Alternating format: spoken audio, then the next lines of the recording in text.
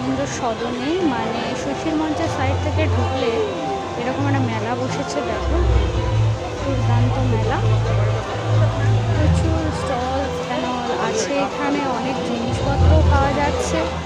শুধু তাই না, খাওয়া দাওয়ার দোকানও এখানে প্রচুর রয়েছে। ঘুরিয়ে দেখাচ্ছি। আর 22 তারিখ থেকে 28 তারিখ পর্যন্ত এখানে চিলড্রেন্সের ফিল্ম ফেস্টিভ্যালে চলছে, তাই তোমরা যদি কেউ আসতে চাও অবশ্যই চলে আসবে। কাল সকাল 11টায়